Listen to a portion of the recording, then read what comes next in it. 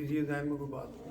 نوح علیہ السلام کو حکم ملا تھا کہ اپنی کشتی پہ پاک جانوروں کے جوڑے چڑھاؤ، لیکن خنزیر تو ناپاک ہے، تو اسے کیوں چڑھایا تھا؟ ان کا سوال یہ ہے کہ نوح علیہ السلام کو حکم ملا تھا کہ اپنی کشتی پہ پاک جانوروں کے جوڑے چڑھا لو. پاک کا کوئی ذکر نہیں ہے بھائی، جانوروں کے جوڑے جو تمہاری ضرورت کی چیزیں ہوں ان سب کو چڑھا لو. اور تمام مخلوق جو ہے، خنزیر ہو سکتا ہے اس شریعت میں ناپاک نہ ہو جس طرح ناپاک، اور یہاں بھی خنزیر کا گوشت ہی کھانا تو حرام ہے. آپ اس کے اوپر رحم کریں، اس کا زخم دیکھ کے اس کا علاج کرا دیں، کوئی حرج نہیں. آپ کے کپڑوں سے لگ جائے کوئی حرج نہیں. گوشت کھانا حرام کیا اللہ نے. گوشت تو کتے کا بھی حرام ہے، اس کا ذکر نہیں ہے بس قرآن میں. نہ کتا آپ کے کپڑوں سے لگ جائے، آپ کے برتن میں کچھ منہ ڈال دیں تو برتن آپ دھو لیں. اسی طرح خنزیر بھی اگر آپ کے برتن میں منہ ڈال دیں آپ برتن پاک کریں اور یوز کر سکتے ہیں. گوشت کھانا حرام ہے. ایک واقعہ میں سناؤں تمہیں. خنزیر کے بچے، ایک بڑے بزرگ تھے، وہ گزر رہے تھے ایک جگہ سے، تو انہوں نے دیکھا کہ بچے جو ہیں سردی سے سگڑ رہے ہیں، خنزیر کے بچے. تو انہوں نے بہت بڑا چسٹر تھا پہن رکھا تھا، آپ نے دیکھا ہوگا بہت بڑے چسٹر، ان میں بڑی بڑی جیبیں بھی ہوتی ہیں. انہوں نے ان خنزیر کے بچوں کو اٹھا کے جیبوں میں رکھ دیا.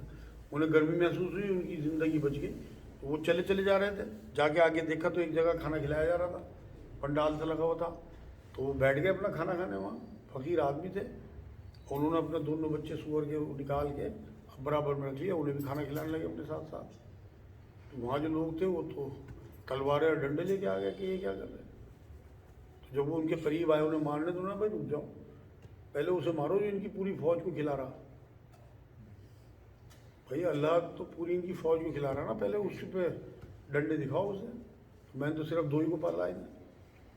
تو جیسے ان کا نام کہتے ہیں کہ ہندی میں لینا چاہیے سور وغیرہ، تو اس سے 60 دن کا کھانا آرام ہوتا ہے، ایسا کوئی ذکر ہے؟ ان کا سوال یہ ہے کہ سور کا نام ہندی میں لینا چاہیے، کیا اس کا کوئی ذکر ہے؟ کوئی بات نہیں ہے، اپنی طرف سے بنائی ہوئی باتیں ہیں. قرآن میں اللہ نے جب ذکر کر دیا تو پھر بھائی وہ تو خنزیر نام اگر قرآن میں اللہ نے اس کا سور کا نام دیا ہے تو آپ کسی بھی زبان میں لیں، انگلش میں، اس میں پگ کہہ دیں، سور کہہ دیں، تو وہی ہے. گوشت اس کا ہر حال میں حرام رہے گا چاہے آپ نام لیں یا نہ لیں. مرنے کے بعد ہماری سزا جزا کا حساب قبر میں ہوگا یا قیامت میں؟ ان کا سوال یہ ہے کہ ہماری سزا اور جزا کا حساب قیامت میں ہوگا یا قبر سے شروع ہوگا. بھائی 4 مرحلے ہیں جو قرآن بیان کرتا ہے. ایک تو آپ کو مرتے ہوئے تکلیف ہونی ہے اگر آپ گناہ گار بندے ہیں، اور اگر آپ نیک بندے ہیں تو بہت ہلکی تکلیف کے ساتھ آپ کی موت آ جائے گی. تکلیف سب کو ہوگی، کیونکہ حضرت عائشہ یہ فرماتی ہے رضی اللہ تعالیٰ عنہ کہ حضور کی تکلیف کو دیکھ کے میں یہ نہیں کہہ سکتی کہ کسی نیک آدمی کو تکلیف نہیں ہوگی، کیونکہ نبی اکرم صلی اللہ علیہ وسلم سے زیادہ نیک تو کوئی نہیں ہے نا. دوسرے قبر میں وہاں آپ کو بتا دیا جائے گا کہ آپ کے لیے قبر جو ہے وہ دوزخ کے گڑھوں میں سے ایک گڑھا ہے یا جنت کے باغوں میں سے ایک باغ. دوسرا مرحلہ وہ آ گیا کہ آپ کو اندازہ ہو جائے گا. تیسرا مرحلہ برزخ کا ہے، آڑ کا، جو زندگی قیامت تک، قبر سے قیامت تک کے بیچ کی ہے. اس میں قرآن یہ کہتا ہے کہ فرعونی اور اس کے ساتھیوں کو روز آگ کے سامنے پیش کیا جاتا رہے گا. اور حضور نے فرمایا کہ جو نیک لوگ ہوں گے ان کی جو روحیں ہیں وہ پرندوں کی شکل میں، پرندوں کے پوٹوں میں جنت میں گھومتی پھریں گی. تو یہ دونوں چیزیں آگے، جزا بھی سزا بھی. اور چوتھا تو وہ ہے بس آخرت میں جب سب کا جو ہے حساب کتاب چکا دیا جائے گا، برابر دکھا دیا جائے گا کہ کیا اعمال کر کے آئے. سب کے ہاتھ میں نامہ اعمال ہوں گے اپنے، دائیں ہاتھ والے جنتی، بائیں ہاتھ والے دوزخی. تو 4 مرحلے ہیں اور شروعات میں فیصلہ ہو جائے گا جب موت کے ٹائم ہی تکلیف سے پتہ لگ جائے گا کہ آپ جنتی ہیں یا دوزخی. ابھی دائیں بائیں کا ذکر ہے، اس کی تھوڑی سی وضاحت کریے کیا معاملہ ہے دائیں؟ بھائی اللہ نے قانون بنا، ان کا سوال یہ دائیں بائیں کا تھوڑا سا ذکر وہ وضاحت کر دیں.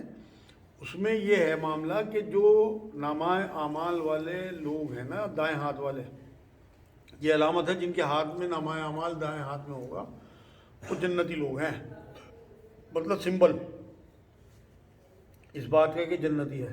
اور جن کے بائیں ہاتھ میں ہوگا وہ دوزخی ہیں. یہ تو اللہ نے قانون بنا دیا. بائیں ہاتھ والوں کے بارے میں تو یہ کہا ہے اللہ نے کہ وہ پیچھے کریں گے ہاتھ اپنا، انہیں وہیں تھما دیا جائے گا پیچھے ہی اللہ کی طرف سے قدرتی طور پہ. تو وہ تو اس ٹائم بہت افسوس میں ہوں گے. 2 ہی گروہ ہیں، ایک دائیں ہاتھ والا ایک بائیں ہاتھ والا. اور دائیں ہاتھ اللہ کو بہت پسند ہے. یہیں سے نبی اکرم صلی اللہ علیہ وسلم کی حدیثوں سے یہ بات ثابت ہوتی ہے کہ حضور کے پیچھے جب صحابہ کرام نماز پڑھتے تھے تو ایک ہوڑ سی لگی رہتی ہے دائیں طرف کھڑے ہونے کی حضور کے پیچھے.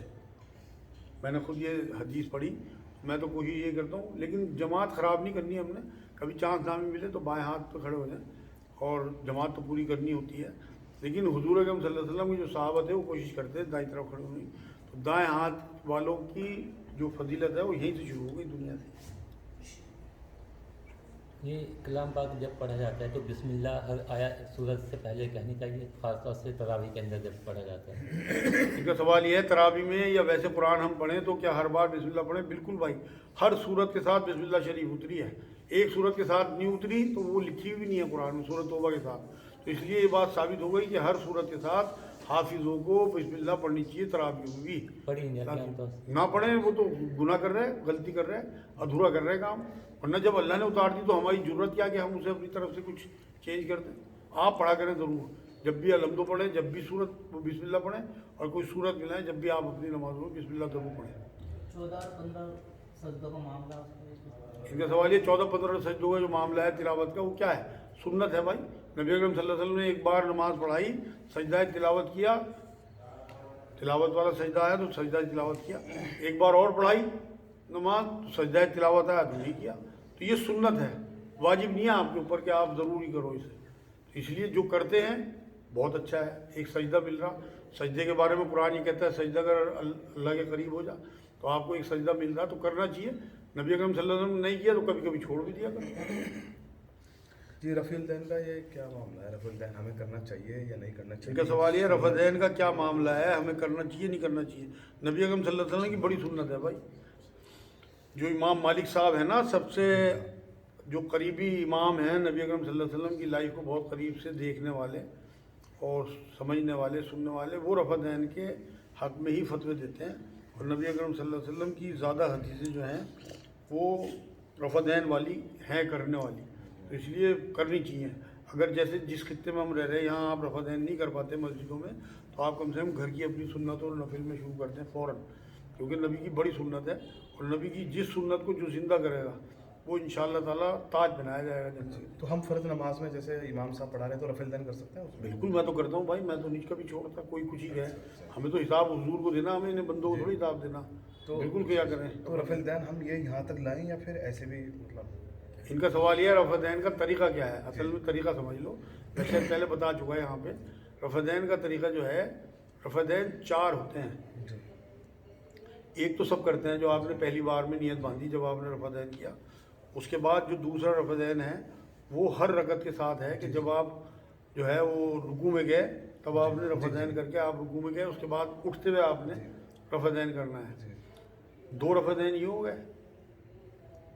تیسرا رفع دین بہت سے لوگ جو ہیں وہ اس میں بتاتے ہیں سجدے میں، سجدے میں، جی وہ بہت زیادہ ضروری نہیں بتایا جاتا لیکن کرتے ہیں لوگ، اور چوتھا جو رفع دین ہے وہ تیسری رکعت سے کھڑے ہوتے ہوئے، جب آپ نے 2 رکعت کے بعد تحیات کے بعد آپ کھڑے ہوئے جی جی تو پھر آپ رفع دین کر کے ہی نیت باندھیں گے تیسری رکعت میں، اگر 2 پڑھ رہے تو بس آپ کا رفع دین وہاں ختم ہوا، اگر آپ 4 رکعت پڑھ رہے ہیں یا مغربی 3 پڑھ رہے ہیں تو تیسری رکعت میں آپ رفع دین کر کے ہی نیت باندھیں گے۔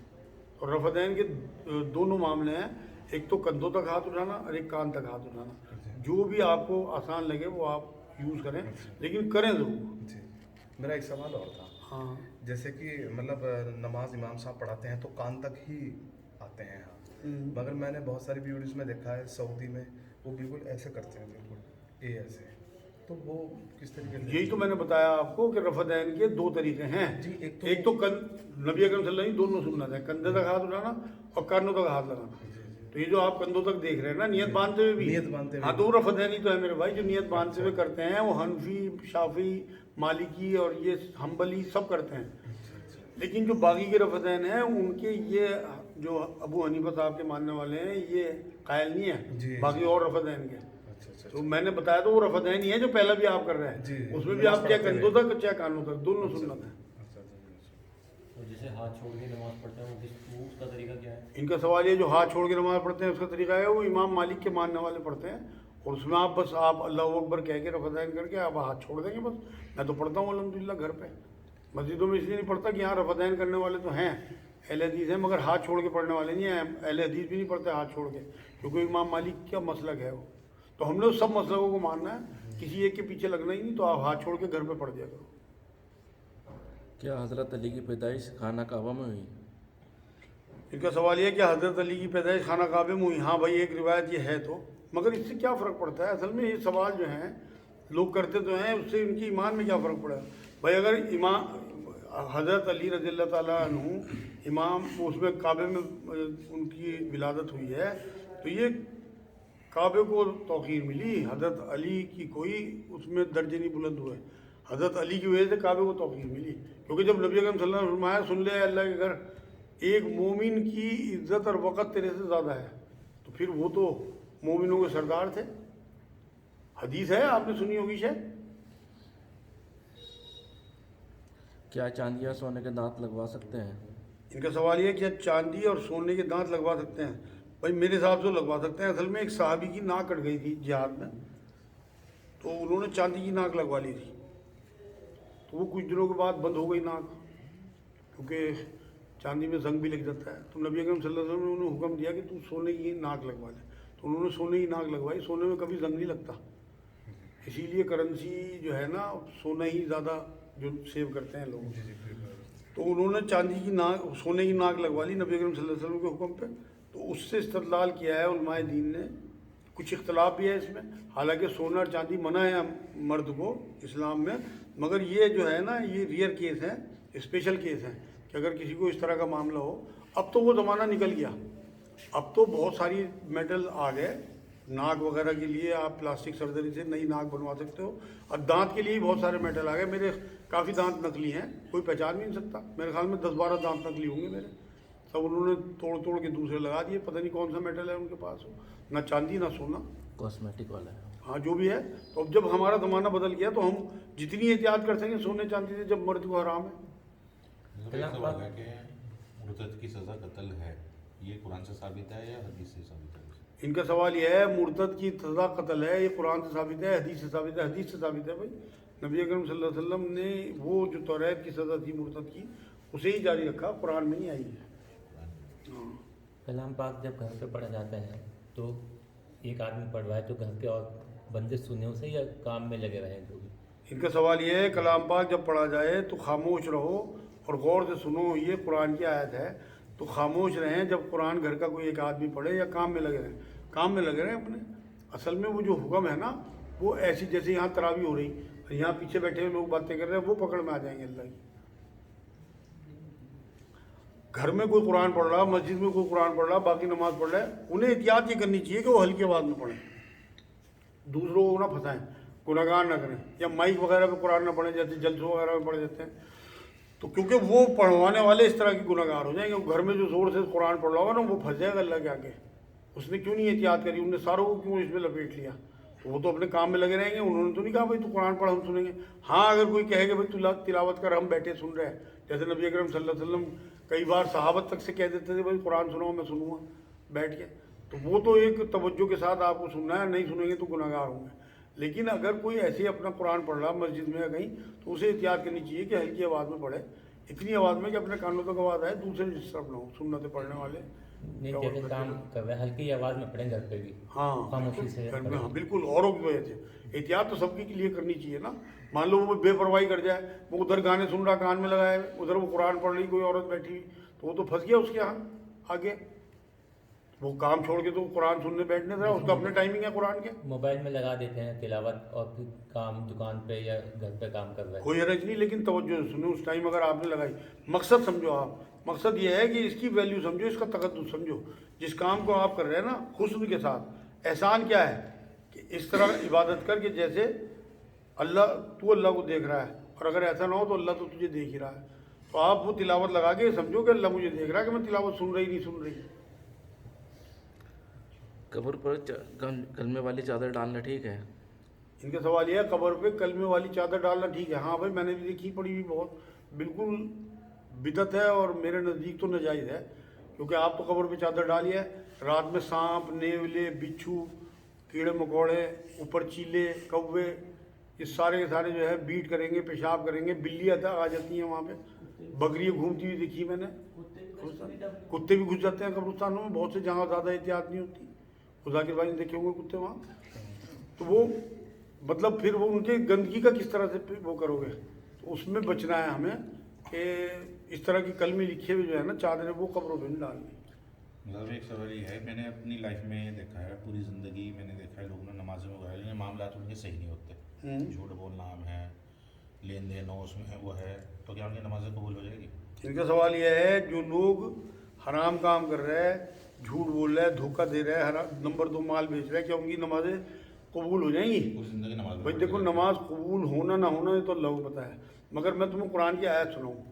कुरान की आयत ये है कि तुम्हें नमाज लाजमन फाहिश मुनकर से रोक देगी, और अगर आपकी नमाजें आपको बुराई से नहीं रोक रही तो वो नमाजें नहीं है, फिर आप उठक बैठक कर रहे हैं।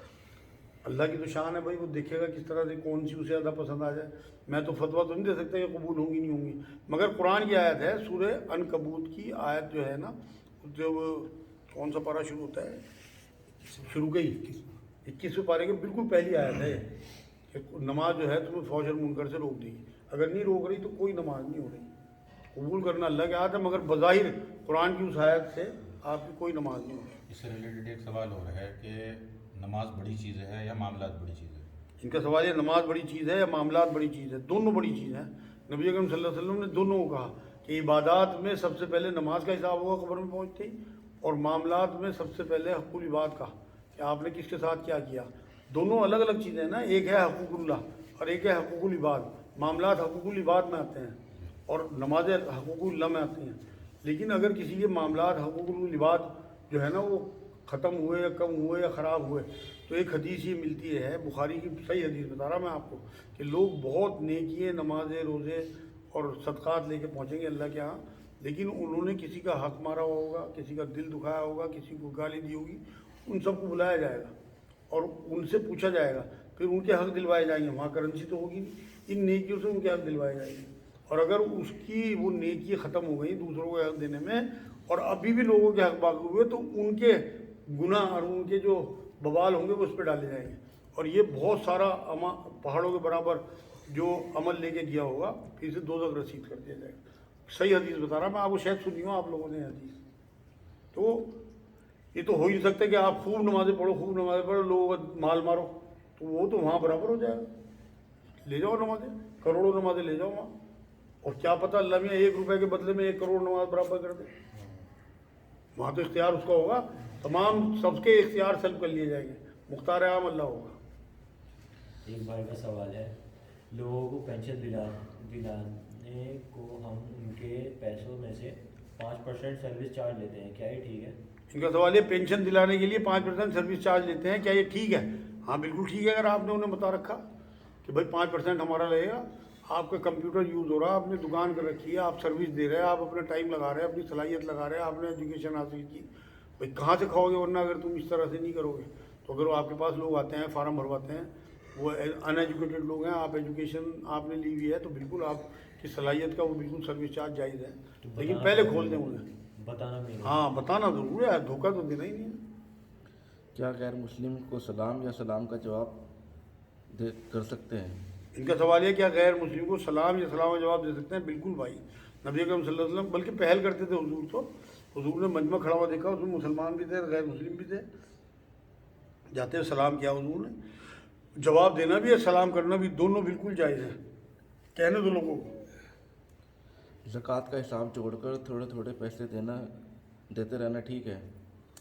इनका सवाल यह है चिट्ठा जोड़ के ज़कात का हिसाब जोड़ लिया, क्या थोड़े थोड़े पैसे निकालते रहे वो ठीक है? नहीं भाई, आपको हिसाब जोड़ के सारी रकम अलग करनी पड़ेगी पहले, उसे आप यूज़ नहीं कर सकते अपने बिजनेस में। उस रकम में से फिर आपको जैसे मुस्तहिक मिलते रहें, या तो कोशिश तो ये करें कि आपने रमज़ान में मान लो चिट्ठा जोड़ा तो रमज़ान में ज़कात निपटा दें उस साल की, लेकिन अगर आपको नहीं मिलते तो उस पैसे को उठा के रख दें, क्योंकि सही मुस्तहिक तक पहुँचेगा नहीं अगर पैसा आपका, तो आपकी ज़कात अदा नहीं होगी। तो मुस्तहिक एकदम तो मिलते नहीं, लेकिन उनसे आप बिजनेस में ना लगाए रखें, वो आप अपनी गंदगी खा रहे हैं फिर, अगर आप बिजनेस में उससे कमा रहे हैं। तो इसलिए पैसा अलग कर दें, मान लो आपकी 50,000 ज़कात बनी, उसे एक तरफ रख दें, और फिर जैसे हस्ब ज़रूरत आपको देखते रहें, मिलते रहें लोग, उन्हें आप देते रहें उसमें। ज़कात के सिलसिले में मैंने देखा ना तहकीक करते आ रहे बस धीरे पे बैठे, कोई बेचैन ना मिले जाओ। इनका सवाल ये है तहकीक के बिना ज़कात देना कैसा है? भाई मैंने बताया तो, अगर किसी मुस्तहिक को ज़कात ना पहुंची और लेने वाला मुस्तहिक ना हुआ तो ना उसे लगेगी और ना आपकी अदा होगी, पक्की बात है, क्योंकि तो फ़र्ज़ है ना। कुरान में जहाँ सूरह तौबा आयत 60 में पूरी मदद गिनवा दी ना, नीचे अल्लाह ने मेंशन कर दी ये बात, ये तुम्हारे पर फ़र्ज़ है, ध्यान रखना इस बात का। तो अगर इसमें कोताही करिए आपने, اب نمازوں کا حال ہے کہ بھائی تم اگر بے پرواہی کی نمازیں پڑھو گے تو تمہارے لیے تو ویل ہے. فویل للمصلین آپ نے پڑھی ہوگی ہے, سورہ معون ہے قرآن میں آخری پارے میں, جو مطلب بے پرواہی کی نمازیں پڑھتے ہیں. اس طرح بے پرواہی کی اگر زکوٰۃ دو گے تو نہ نمازیں لے گا اللہ میاں بے پرواہی کی, نہ زکوٰۃ لے گا. اچھا, زکوٰۃ کے پیسے سے راشن بانٹنا صحیح ہے؟ ان کا سوال یہ ہے زکوٰۃ کے پیسوں سے راشن بانٹنا ٹھیک ہے. ہاں ٹھیک ہے بھائی, لیکن میرے نزدیک بہت اچھا کام نہیں ہے, کیونکہ زکوٰۃ میں آپ کا مالک بنانا ضروری ہے. مان لو اسے ضرورت تو ہے اس کے بچوں کو دودھ کی, آپ اسے راشن دے رہے ہیں, راشن اس کے گھر میں پہلے سے ہے. آپ بتا دو کہ بھائی یہ راشن زکوٰۃ کا ہے, اگر آپ کو ضرورت ہو آپ لے لو, نہیں تو آپ کہو تو میں کیش دے دوں, جسے وہ پریفر کرے وہ دو. آپ زبردستی نہ تھوپو اس پہ. مان لو اس کے بچوں کی فیس جانی, آپ نے اسے 1000 روپے راشن دلا دیا, 1000 آپ دیتے تو اس کے بچوں کی فیس ہو جاتی. آپ تو مطلب پھنس گئے نا اللہ کے آگے کہ آپ نے اپنی چلا دی اس میں. تو کوشش یہ کریں کہ لفافے بنائیں اور چھوڑ دیں اس بات کو کہ وہ کیا کرے گا ان پیسوں کا, وہ تو مالک ہے. اگر وہ مستحق ہے تو وہ مالک ہے. تو آپ کی اب میرے خیال میں وہ زکوٰۃ ادا ہی جب ہوگی جب آپ اسے مالک بنا دیں گے کہ وہ اپنے حساب سے مطلب انہیں یوز کرے اور خرچ کرے. اچھا, اور پیچھے نماز پڑھنے والے کے آگے سے ہٹنا ٹھیک ہے؟ ان کا سوال یہ پیچھے نماز پڑھنے والے کے آگے سے ہٹنا ٹھیک ہے؟ ہاں بھائی, گزرنے سے منع کیا نا. اب تو آپ پھنسے رہو گے, ورنہ آپ ہر ایک کے پیچھے کوئی نہ کوئی کھڑا, تو آپ اپنے پیچھے والے کے آگے سے نکل جاؤ بس. مطلب آر پار ہونے سے منع کیا کہ آپ پہلے سے نماز پڑھ رہے ہیں, پیچھے آئے کسی نے نیت باندھ لی, آپ تو پھنس گئے. جب تو وہ 4 رکعت پڑھ رہا تو آپ نکل جاؤ بس. مطلب اس کے بالکل پیچھے, ایسا نہیں ہے کہ اس سے پار کرنا, ہم نے کراس نہیں کرنا. وہیں سے وہیں نکل ہاں وہیں سے وہیں نکل جاؤ. کلمہ کفر کہنے سے ایمان اور نکاح ختم ہو جاتا ہے؟ ان کا سوال یہ ہے کلمہ کفر کہنے سے ایمان اور نکاح ختم ہو جاتا ہے. نہیں, ایسی بات تو نہیں ہے بھائی. توبہ اگر آدمی کر لے اور اسے پتہ ہی نہ ہو کہ میں نے کلمہ کفر کہہ دیا تو ایمان تو نہیں ختم ہوتا. ایمان اتنی آسان چیز تھوڑی ہے کہ ایک دم ہی ختم ہو جائے گا. سچے دل سے توبہ کر لے بس ٹھیک ہو گیا کام انشاءاللہ تعالیٰ. کیا وضو سے اذان دینا ضروری ہے یا ایسے ہی دے سکتے ہیں؟ ان کا سوال یہ کہ وضو سے اذان دینا ضروری ہے؟ ایسے ہی دے دیں بھائی, ایسے ہی دے دیں. اذان کے لیے وضو ضروری نہیں ہے, لیکن اگر کوئی وضو سے دیتا ہے تو یہ بڑی فضیلت کی بات ہوگی. اللہ کا نام لے رہے ہیں, رسول اللہ کا نام لے رہے ہیں آپ, تو وضو تو آپ کا ہونا ہی چاہیے. لگتا کتنا ٹائم ہے وضو میں؟ میرے خیال میں مجھے 1-1.25 منٹ لگتا ہے وضو میں, تو 1.5 منٹ لگ جائے گا. تو وضو سے دیں گے تو زیادہ فضیلت ہے. ویسے مطلب یہ قانون نہیں ہے کہ آپ وضو کرو کہ اذان دو. بہت سے لوگ ہیں اذان دے کے پھر وضو کرنے بیٹھ جاتے ہیں, کوئی حرج نہیں. اسی میں جڑا ہوا سوال ہے, پھر اگر تجدید نکاح تجدید ایمان کرنا ہو تو کیا کریں؟ ان کا سوال یہ ہے اگر تجدید نکاح تجدید ایمان کرنا ہو تو کیا کریں؟ بھائی اگر کسی کو تجدید نکاح تجدید ایمان ہی کرنا ہے نا, تو تجدید ایمان تو یہ ہے کہ اللہ سے توبہ کر کے اپنے تمام اعمال یاد کر کے کہ میرے سے یہ غلطی ہوئی اور انجانے میں بھی جو ہوئی ہوں میں اپنی ایڈمٹ کر رہا لا الہ الا انت سبحانک انی کنت من الظالمین, کہ تو پاک ہے اور میں ظالموں میں ہوں. اس کے بعد اشہد ان لا الہ الا اللہ و اشہد ان محمد عبدہ و رسولہ کر کے تجدید یہ ایمان ہو گیا. اور تجدید نکاح کے لیے اپنی وائف کو بٹھا لے اور کچھ مہر کی رقم طے کر لے آپس میں ہی. مطلب وہ وائف کہتے کہ بھائی میں نے آپ کو مقرر کیا حجاب و قبول کے لیے, اور دوبارہ سے کہ اتنے مہر پہ میں آپ سے نکاح کر رہا, پچھلی کوتاہی جو ہے اس کے لیے اللہ سے توبہ کر لی, تجدید نکاح ہو گیا. یہ طریقہ ہے, ویسے ضرورت نہیں ہے بلو جی. بہت زیادہ کچھ مسلک کے لوگوں نے اسے بہت زیادہ وہ کر رکھا ہے, ترجیح دے رکھی ہے, خاص طور سے بریلوی حضرات جو ہمارے بھائی ہیں انہوں نے, جبکہ اس کی ضرورت نہیں ہے. سچی توبہ دل سے ہو جائے تو ٹھیک ہے. اس میں حلالے کا کیا کانسیپٹ ہے ہمارے یہاں جو کہتے ہیں حلالہ؟ ان کا سوال یہ ہے حلالے کا ہمارے یہاں کیا شراب کانسیپٹ ہے؟ نے کہہ دیا تو حلالہ, مطلب نشے میں کہہ دیا اس نے, یہ کیا کھیل سب بنا ہوا ہے؟ ان کا سوال یہ ہے کہ حلالے کا کیا معاملہ ہے؟ حلالہ بالکل جائز چیز ہے, لیکن پری پلان نہیں ہونا چاہیے. جس طرح قرآن میں اللہ نے بتایا نا حلالے کا سسٹم, وہ یہ بتایا ہے کہ کسی نے اپنی بیوی کو طلاق دے دی ہو تو وہ فوراً عدت میں بیٹھ جائے, اور 3 حیض سے پہلے اس کے ہسبینڈ کو حق ہے کہ وہ اپنی بیوی سے رجوع کر سکتا ہے. اور رجوع کا طریقہ بھی 2 گواہوں کے ساتھ جائے اور کہے کہ میں اپنی بیوی سے رجوع کرتا ہوں, اور رات میں ہم بستری کریں تو رجوع ہو گیا پورا. ابھی 2 طلاق کا حق اس کے پاس اور ہے. ایک بار اور اس نے کچھ دن بعد مان لو دوبارہ سے طلاق دے دی, چاہے 3 دفعہ, چاہے 1 دفعہ, چاہے 100 دفعہ, اسے پھر طلاق ہو گئی, وہ عدت میں بیٹھ گئی, اسے دوبارہ رجوع کرنے آ گیا, اسی طرح جس طرح میں بتا چکا. لیکن اگر تیسری بار انہیں طلاق دے دی تو پھر جو ہے وہ اس پہ حرام ہو گئی, اور وہ اپنی مرضی کی مالک ہے, کسی اور سے نکاح کر لے. اگر وہ آدمی بھی اسے طلاق دے دے اپنی مرضی سے, یا اس کی ڈیتھ ہو جائے, تو اس کی عدت پوری کرنے کے بعد پھر یہ آزاد ہے کہ پہلے والے شوہر سے بھی شادی کر سکتی ہے, ورنہ نہیں کر سکتی اگر کسی اور کے نکاح میں نہیں گئی. اسے پلان کرنا حرام ہے. حضور نے فرمایا حلالہ کرنے اور کرانے والے دونوں ملعون ہیں. تو وہی پلاننگ والی بات ہے. اگر اس طرح سے نیچرل طریقے سے ہو جو میں نے طریقہ بتایا قرآن کا تو بالکل یہ حلال ہے. اور یہ تو عبادت ہے ایک حساب سے. جو اللہ کا حکم جو آیتوں میں مانتے ہیں لوگ وہ عبادت میں شمار آئیں گے. یہاں تو ایک طلاق میں حلال ہو جاتے ہیں. یہ تو اصل میں انہوں نے تو دھندا بنا رکھا نا, مولوی بٹھا رکھے وہ مزے کرنے کے لیے بیٹھے اپنا. بس اللہ معاف کر دے انہیں. حضور نے فرمایا حلالہ کرنے والے جو ہیں نا کرائے کے سانڈ ہیں, مطلب انسان ہی نہیں ہے, جانور ہیں حضور کی نظر میں. ٹرین میں نماز نہیں پڑھنے دیتے تو کیا پکڑ ہوگی؟ ان کا سوال یہ ہے ٹرین میں نماز نہیں پڑھنے دیتے, ماحول خراب ہے تو کیا پکڑ ہوگی؟ نہیں ہے. اصل میں تو قرآن میں اللہ نے کہا لا یکلف اللہ نفسا الا وسعہا, کسی پہ اس کی ہمت سے زیادہ بوجھ ڈالتا ہی نہیں اللہ پاک. تو آپ جو ہے اس طرح سے نماز پورے ایکشن کے ساتھ پڑھیں نا. آپ نیت کر لیں نماز کی اور ایکشن کرتے رہیں, جتنی بھی آپ سے بیٹھے بیٹھے جیسی بھی پڑھی جائے آپ اس طرح سے نہ رکوع کریں نہ سجدہ کریں کہ لوگوں میں نمایاں ہوں. میں تو کئی بار اس طرح ایک آدھ بار پھنسا تو میں نے اس طرح کیا. پہلے تو الحمدللہ اپنی برتھ پہ اگر آپ نماز پڑھتے ہیں کوئی نہیں روکتا, کوئی نہیں ٹوکتا, لیکن پھر بھی احتیاطاً آپ اگر اتنا دم نہیں ہے, اتنا ڈر ہے لوگوں کا اور ہے بھی حقیقت اس طرح کے ماحول میں, تو آپ پھر اشارے سے نماز پڑھتے ہیں. اللہ آپ کی نماز سب لے لے گا. اور جب آپ کو امن کا ماحول مل جائے تو پھر آپ پوری اپنی نماز پڑھیں جس طرح سے. یہی قرآن کہتا ہے. گھٹنوں میں ورم ہے, وٹامن ڈی کی کمی ہے, ایلوپیتھک دوائی سے کوئی آرام نہیں ملا, کیا کچھ تجویز کیجیے اس کی؟ ان کا سوال یہ ہے گھٹنوں پہ ورم ہے, ایلوپیتھک سے فائدہ نہیں ہو رہا, اس کے لیے کیا کریں؟ 1 چمچ زیتون کا تیل صبح شام, 3 انجیر رات کو بھگو دیں اور صبح کو نہار منہ کھا لیں. ہو سکے تو اسے رات کو بھگو کے صبح کو زیتون کے تیل میں ڈال کے نکال کے پھر کھائیں تو اور زیادہ انشاءاللہ فائدہ ہوا. 1 چمچ شہد, 2 چمچ سیب کا سرکہ, 1 گلاس گرم پانی میں صبح شام پئیں. رات کو ہلدی والا دودھ پئیں سوتے ہوئے, آدھا چمچ ہلدی گھول کے دودھ میں پئیں. انشاءاللہ 1 مہینے میں گھٹنے ٹھیک ہو جائیں گے, آپریشن سے ہی بچ جائیں گی. ایک بہن کو گٹھیا پایا ہے جس میں ان کی انگلیاں مڑ گئی ہیں ہاتھوں پیروں کی, اور ایلوپیتھک سے کوئی آرام نہیں ہوا کچھ اس کے لیے. ان کا سوال یہ ہے کسی بہن کو گٹھیا ہے, انگلی تک مڑ گئی, ایلوپیتھک سے فائدہ نہیں ہو رہا, ان کے لیے کیا ہے؟ ان کے لیے میرے بھائی ایک تو رومالیہ فورڈ کر کے ہمالیہ والوں کی گولی آتی ہے, ایک گولی صبح شام کھانا شروع کریں ہو. 3 انجیر اگر چھوٹی ہو تو 5, بڑی ہو تو 3 انجیر صبح کو نہار منہ. اگر شوگر ہو تو رات کو بھگو دیں اور صبح کو پانی پھینک دیں اور انجیر کھا لیں. 1 چمچ زیتون کا تیل صبح شام پینا شروع کریں. یا سلام یا اللہ کثرت سے پڑھیں, کم سے کم 1000 بار ہو. انشاءاللہ ان کی گٹھیا ختم ہو جائے گی. اور رمضان کے بعد مرکز کھلے گا, وہاں ہمارے پاس مشین بھی ہے, ہم سکائی بھی کراتے ہیں.